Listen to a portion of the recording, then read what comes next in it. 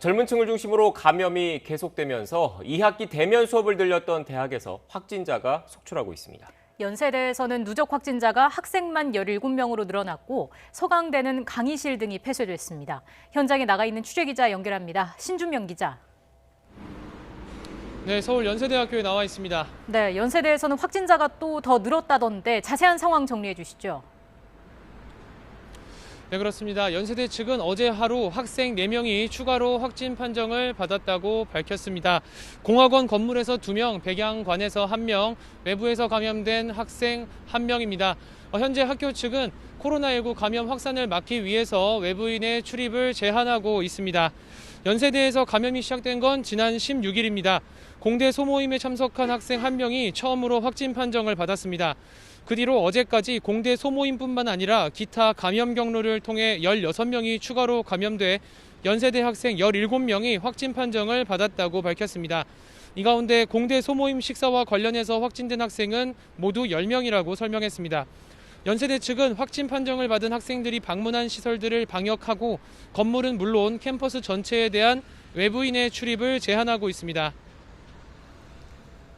네, 이렇게 연세대뿐만 아니라 인접한 곳이죠. 서울 신촌의 다른 대학에서도 감염이 이어지고 있다면서요. 네, 그렇습니다. 연세대학교 인근에 있는 서강대학교와 홍익대학교에서도 확진자가 나오면서 주요 대학들이 모여있는 신촌대학가는 지금 비상에 걸렸습니다. 서강대의 경우 확진 판정을 받은 학생이 대면 강의에 출석했던 사실이 확인되면서 도서관 등 시설 대부분이 폐쇄됐습니다. 어제 확진 판정을 받은 서강대 학생은 이틀 전 대면 강의에 출석했습니다.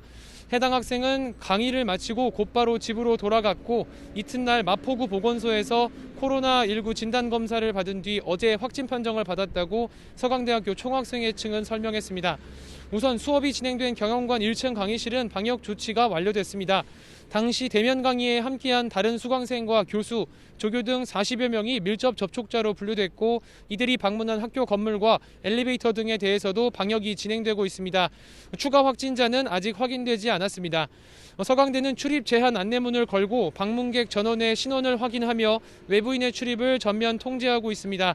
오늘부터 사흘간은 필수 시설을 제외하고 학교 도서관을 포함해 시설 대부분을 폐쇄하기로 했습니다.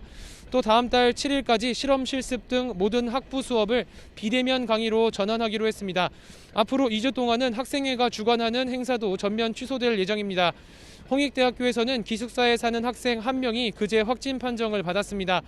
각 학교에서 아직 역학조사가 진행되고 있는 만큼 추가 확진자가 더 늘어날 가능성이 큽니다. 정세균 국무총리는 무증상 감염이 많은 젊은 층의 특성상 확산의 범위와 속도를 감당하기 어렵다면서 학업 등 필수적인 경우를 제외하고 대면 활동을 자제해달라고 젊은 세대에 협조를 요청했습니다. 지금까지 연세대학교에서 YTN 신준명입니다.